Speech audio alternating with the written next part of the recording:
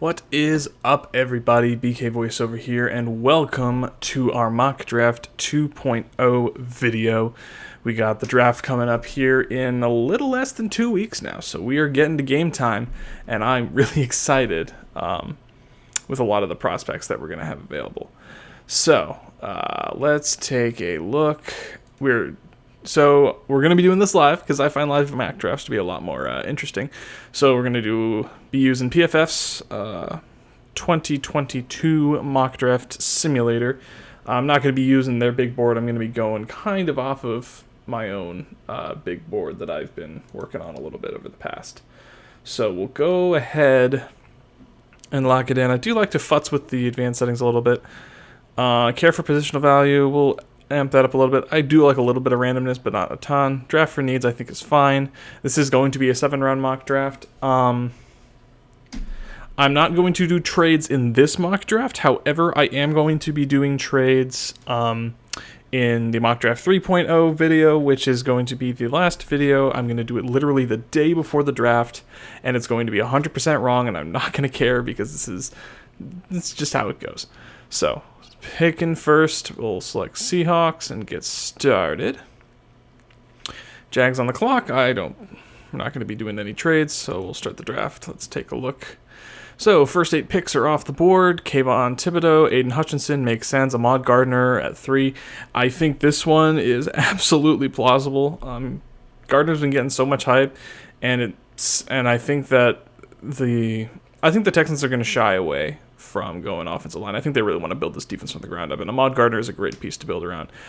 Derek Stingley to the Jets. So both the top corners off the board, so I don't think we're going to be going corner here. Charles Cross, Ikem Ekwonu off the board, along with Trayvon Walker. Kyle Hamilton also to the Giants. Interesting. I'm not opposed to it. I could absolutely see it happening. So, in this case, both the top corners are off the board. The top 3 edge rushers on my big board are off the table. However, I still have Evan Neal available here at 9. If that ends up being the case, then go for it. I think he's number 5 on my big board right now. Evan Neal, he can play either left tackle or right tackle. I think they're going to end up starting him at left tackle. He's the best, in my opinion, the best all-around tackle in this draft. But yeah, I would love to take Evan Neal here. So, yep, 0 pressures allowed on 58 pass blocking snaps versus Texas A&M. He had 1 pressure allowed in all of 2020. He was a massive prospect. He's 6'7", 300. I think this is actually out of date. I think he was closer to like 360. But the dude is huge. The dude is everything you look for in like a stud tackle. His mobility might be a little bit of an issue, but I think that he would do well in Andy Dickerson's zone blocking scheme. So I think here we're going to have to take Evan Neal. I think that's just the no-brainer pick in this situation. And again, we're not doing trades in this mock draft. We'll do trades in the 3.0 mock draft, which I'm going to do the day before the draft. Okay, so we're at pick 40. We got this from the Russell Wilson trade in addition to number 9. So let's just take a quick gander at who's already gone. So Trent McDuffie's gone. Karlaftis. Garrett Wilson is the first wide receiver off the board. Going to the... Wow, that's a shock. Going to the... I mean, I guess they took all the corners off the board like before. That's kind of interesting. The Jets took both Trent McDuffie and Derek Stingley. Whatever. It's not actual people making this, so it's okay. Devin Lloyd, Jameson Williams. I'm not sure about this one. I think they needed to go more offensive line, but I guess that's not really an option. Whatever. Andrew Booth is fine, I guess. Jordan Davis is fine. Drake London. That is going to be a dangerous wide receiver room.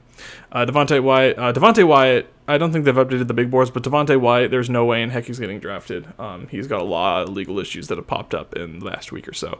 And from the sounds of it, it sounds like the vast majority of teams have like completely removed Devontae Wyatt from their big boards. I don't understand why PFF isn't super high on Jermaine Johnson, but if he falls to 19, the Saints would get a steal from him. So great. Olave is fine. Seen. Kobe Dean. Trevor Penning goes to Cardinals, interesting pickup. Treylon Burks, another solid weapon. David Ajabo, Bernard Ryman, Mafe, Jahan Dotson, Kenny Pickett's off the board here. Linderbaum, yeah, I can't believe I actually mocked like Tyler Linderbaum in like a previous video to like the Giants in the top 10, but like I did a little more research. I didn't realize that like apparently there has never been a center taken in the top 10 of any NFL draft since before the Super Bowl era, which is just, it's wild to me like how undervalued the center position is. Linderbaum's length is concerning, but he's just got insane power. But man, the scary thing is I can see him falling out of the first round. Like, that's the scary thing. Arnold Ebiketie, Penn State. The Lions took Arnold Ebiketie. That's rough. I really like Arnold Ebiketie. Daxton Hill, Malik Willis is gone. Sam Howell's gone. Roger McCreary.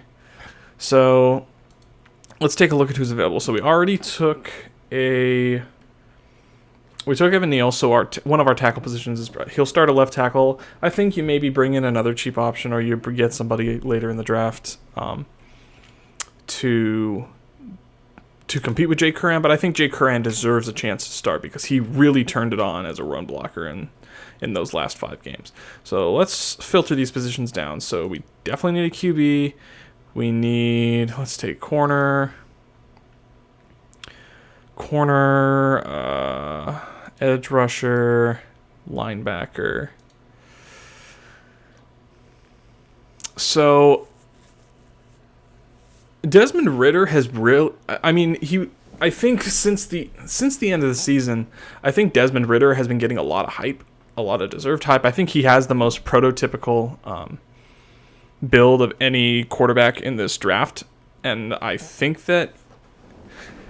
most people saw him as like a second round pick, but now I'm seeing some hype saying he would go in the first, but in this situation he's available. So I think it makes absolute sense to go and take Desmond Ridder. I don't think he's going to start right away, but even if he doesn't start very much his rookie season, he could learn behind Geno Smith or Drew Lock, who are okay stopgap options. So here I'm going to take Desmond Ridder as like a development piece. And taking Desmond Ridder does not necessarily stop us from taking a quarterback in the draft next season. If it doesn't work out, you have a good backup. Now pick 41. Here we can get a little fun with it. So let's go to edge, linebacker, and corner, because I think as it stands right now, those are your biggest needs in this draft. So I am going to... PFF loves Kingsley Enagbare. I don't see him... I used to see him as maybe an early second round pick, but I think he's kind of fallen off a bit. I think he's going to go in the third round, and I think there are better options to take. Drake Jackson, if you're looking for more of like a 5 tech or a big end in a 3-4. Nick Bonito, he's a little undersized. I think that can be fixed, getting him into an NFL weight program. But I think Nick Bonito has like elite speed, and I think he would be able to fit in really well as an outside linebacker in Clint Hurtt's 3-4 scheme. However, Leo Chenal is still on the board, who I think is, aside from Devin Lloyd and Nakobe Dean, I think is the best linebacker in the draft, and his coverage skills are amazing. I think he's a borderline first-round pick as far as I'm concerned. So the question is, are you going for more of an inside linebacker, or are you going to address a bigger need in outs? Because the way I look at it is this. The inside linebacker position for Seattle looks like this. You have Jordan Brooks and Cody Barton right now are your starters. That's fine, I think. Behind them, you got Ben Burkervin, Joel Iyiegbuniwe, John Radigan, Tanner Muse, and like Aaron Donkor. So you're actually pretty dang deep at your inside linebacker position. Granted, it's not with elite talent. Iyiegbuniwe was mainly a special teamer. Ben Burkervin's mainly a special teamer. So I think we do need to get deeper at inside linebacker, but I think that we can address some bigger needs as it stands right now. So I'm just looking at my big board. Boye Mafe is already gone.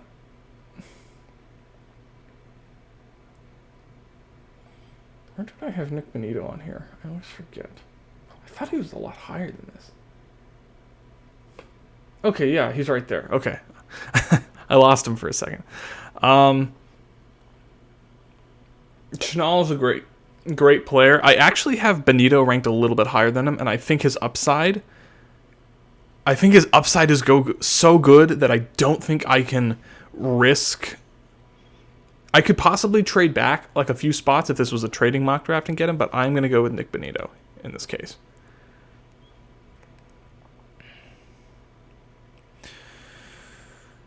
Oh, let's just kind of highlight some of the guys that went. Sky Moore, great. Jalen Petrie. I've seen some people mocking Jalen Petrie out of Baylor to Seattle, but I don't really get it. I know it says cornerback here, and people are like, oh, well, he can probably play outside corner. No, he's not. He's not an outside corner. He's a safety. He's either going to play safety or he's going to play nickel, but he's not an outside corner.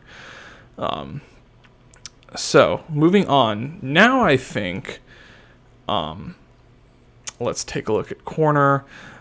I don't know. I think right now I'm thinking more along the lines of a Pete Carroll. If there's one thing that I trust Pete Carroll to do, it's to find and develop good corner talent in the late rounds. So I am going to take my time on finding that player. So taking a look at linebacker.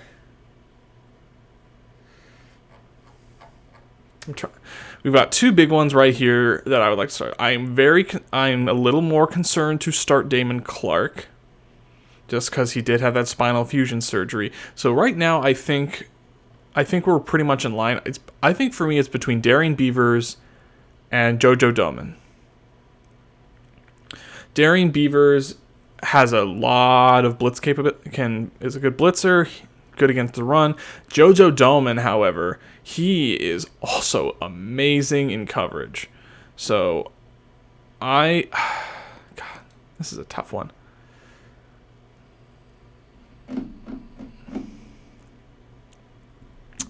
This is tough. My, oh my.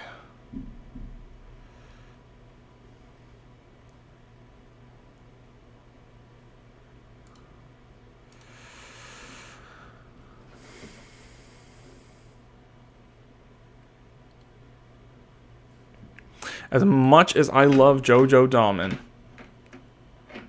I do like Darian Beavers more. So I think I'm going to take Darian Beavers here out of Cincinnati.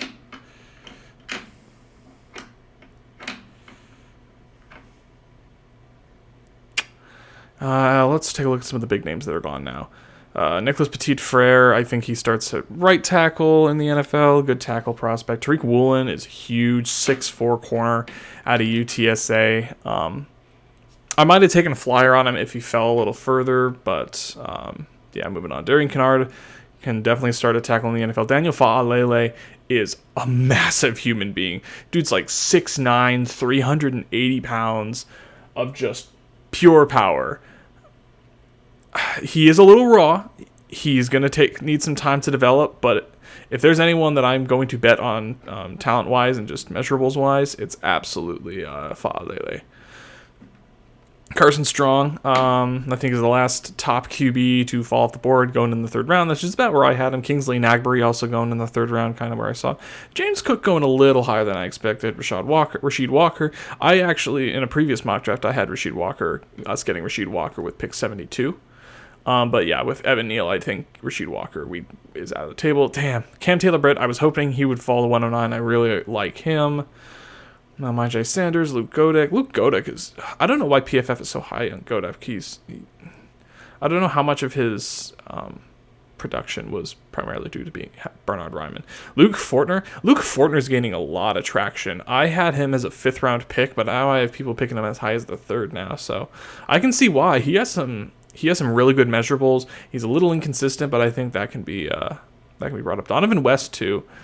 I think is a little more of a project. I think he can play center. I think he would more align to guard in the NFL. Zion McCollum, PFF is really high on him. I have him more as like a late day 3 pick. Isaiah Spiller, some people have him going in the 2nd round. He just doesn't really impress me. So we have our going back through, we've done 4 picks so far.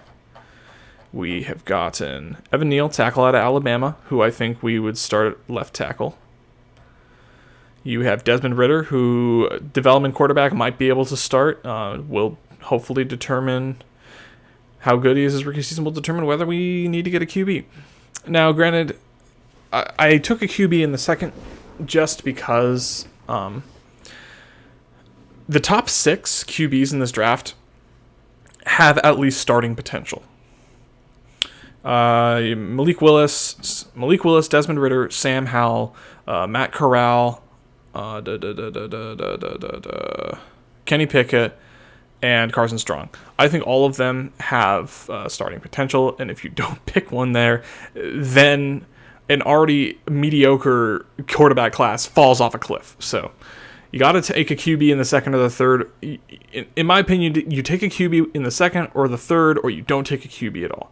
So Desmond Ridder, we got our good outside linebacker out of Oklahoma. I think it would pair up well with Nwosu and Darrell Taylor.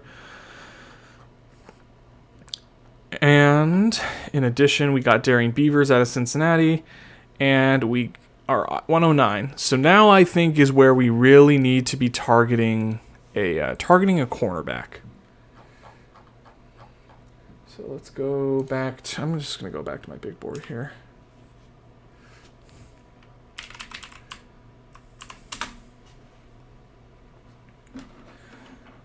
Let's just take a look at the cornerback class and see who's here and who's not. So obviously Tariq Woolen's gone. Cam Taylor-Britt got taken. So here is where I'm going to go, and some people might not agree with me on it. But I think it would be very smart for the team to go and get Josh Jobe here. Because, in addition, Pete is a defensive back guru, and he's great at developing talent. Josh Jobe's a little underwhelming. His size isn't like great, but he has decent wingspan and arm length. I like the connection between him and Carl Scott, who's our new defensive passing game coordinator, or not defensive passing game coordinator, I think is his official title, but he did coach Josh Jobe at Alabama, so the connection is there. I think that this would be a good guy to bring in if you're looking to tackle defensive backs on day 2. So I'm taking Josh Jobe in this situation.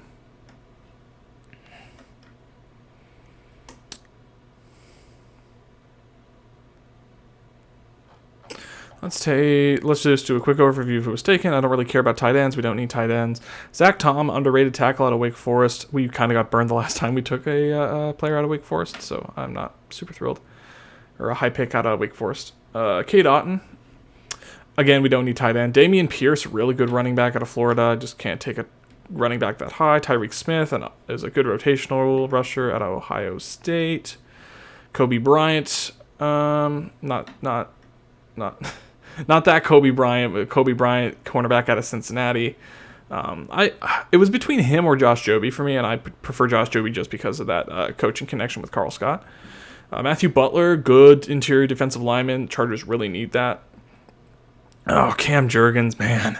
I really like Cam Jurgens. I was really hoping that he was going to be available in the 5th round. But yeah, dude's getting a lot of hype. I love Cam Jurgens. I would love to draft him as a backup center. And maybe he could transition to being a starting center.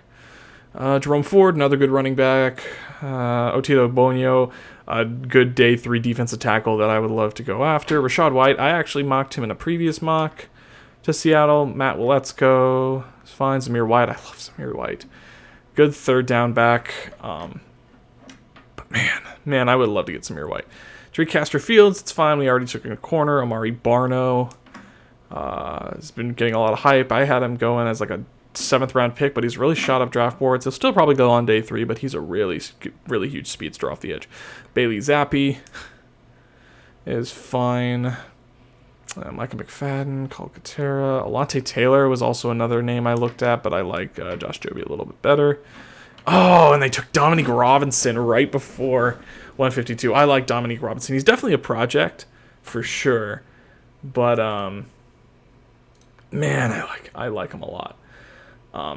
Anyway, so here in the 5th round, we've kind of been taking a look at a lot of guys, but I think this is where we have to start looking at a running back. As much as I love Carson and Penny especially after last season, I don't think it's smart to bet the farm on them. If you know what I mean, they both have some major injury concerns, and the depth behind there is not great. Not great. You got Travis Homer, who I think is one of the best pass blocking running backs in the NFL. But on top of that, and is flashy at times, he just doesn't get a ton of snaps. And then DJ Dallas, who was projected as this big pass catching threat, but hasn't really become that in the NFL. So I would like to take it who I have available. Let's see, Kyron Williams, getting a lot of hype for sure. I already Zakondre White, Zonovan Knight, Devontae Price is up there a bit. Tyler Batty, Ty Chandler. I think what I gotta do, I like Hassan Haskins a lot. I think this is where he would go, for sure. Running back out of Michigan. Taking a look at his stat lines really quick. Really turned it on in 2021. 4.9 yards per carry. And it's with Michigan, so he's playing against good competition. Not a huge receiving threat, but if we he's not a huge receiving threat, but if we go and we take a look at Kyron Williams, I forget what are his passing stats. He's actually a bit of a passing threat as well. Didn't eclipse 1,000 yards last season, but did play for Notre Dame. He's not getting as many snaps as a Hassan Haskins, but he's very efficient with the snaps that he's getting. He's very efficient with the snaps he's getting.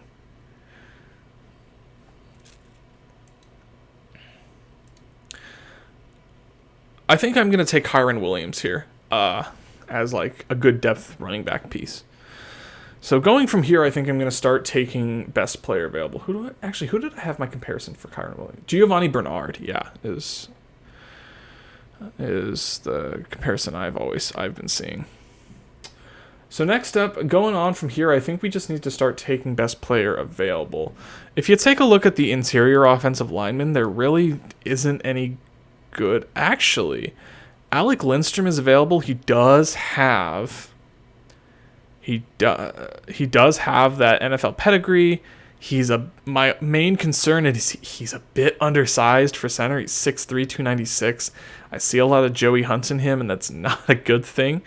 So honestly, I'm willing on passing on center for the rest of this draft, and seeing who I can get in the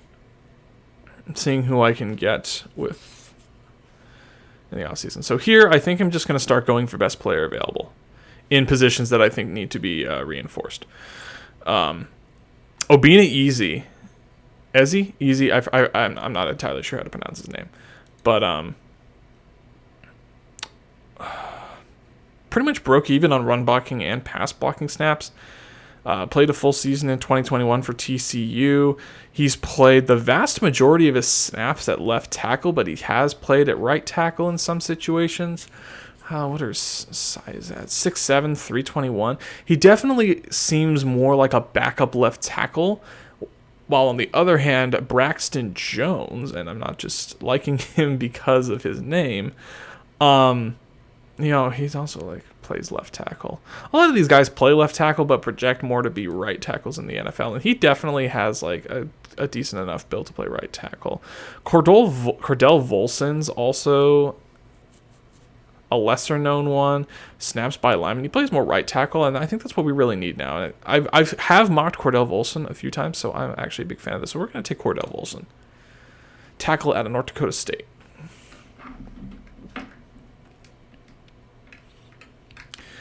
Now, going forward, I've heard this said many times, and I absolutely agree with it. This draft is absolutely loaded with pass rushers. We did take Nick Benito at 42, we took Nick Benito at 41, but we really, really, really, really should get two.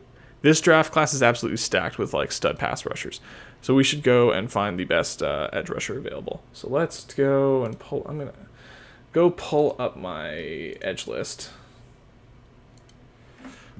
I forget. Can I trim this down? Can I at least... I forget if there's an option here. Settings. I don't want to do settings. Never mind. We'll just go back and kind of see what edge rushers are available.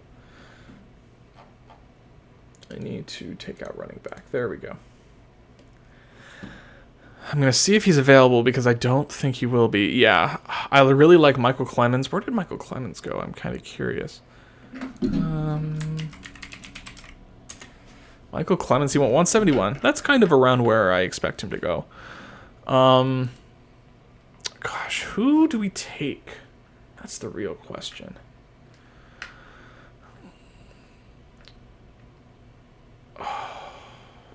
Kyron Johnson is a really intriguing option. I just loved watching his tape from the Senior Bowl and him just blowing up freaking Trevor Penning in those drills, but my goodness, he is undersized for playing edge rusher. I wouldn't go get him. Adam Anderson is intriguing. He was a part of that like wanted Georgia Bulldogs defense, but I don't know how much of that was cleanup and how much of it was actually him and how much of that was actually him just playing in a rotation with a bunch of stud defensive players on Georgia, because they were absolutely stacked in every way. Carson Wells is a little undersized. He could play outside linebacker, but I can't see him playing with his head into the dirt. Tagovailoa Almosa out of Notre Dame. He's actually really interesting. I think he could play that big end role, but also play outside linebacker. So I'm going to take the name recognition. In this case, I'm going to take Myron Tagovailoa Almosa.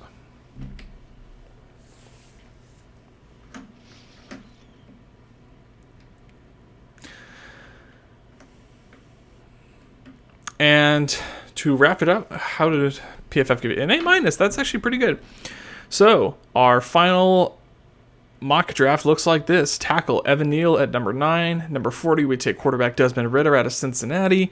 Number 41, we take outside linebacker Nick Bonito from Oklahoma. Round 3 at pick 72, we take linebacker Darian Beavers out of Cincinnati as well. Cornerback Josh Joby at 109, a good development outside corner that I think Pete is going to fall in love with. Running back Kyron Williams out of Notre Dame. Tackle Cordell Volson from North Dakota State has played most of his snaps at right tackle. I think he could compete with Jake Curran for that starting right tackle spot. And we got edge rusher Myron Tagovailoa Almosa out of Notre Dame. And with that, that's going to wrap up our mock draft number 2 for today. Thank you guys so much for watching. If you guys want more content, be sure to hit that like button and subscribe for more content. Be sure to hit that bell icon next to the subscribe button to be notified when I post. And yeah, with that, I'm going to call it a day for now, and I will see you guys before the draft. We are going to do our final mock draft. That one is going to contain trades. And then from there, we are going to be doing a live stream on the day of the draft, so feel free to stop by. It's going to be a great time. We're probably going to be streaming again with Danny and Brandon. So, yeah, looking forward to it. So thanks, guys. Have a good one, and go Hawks.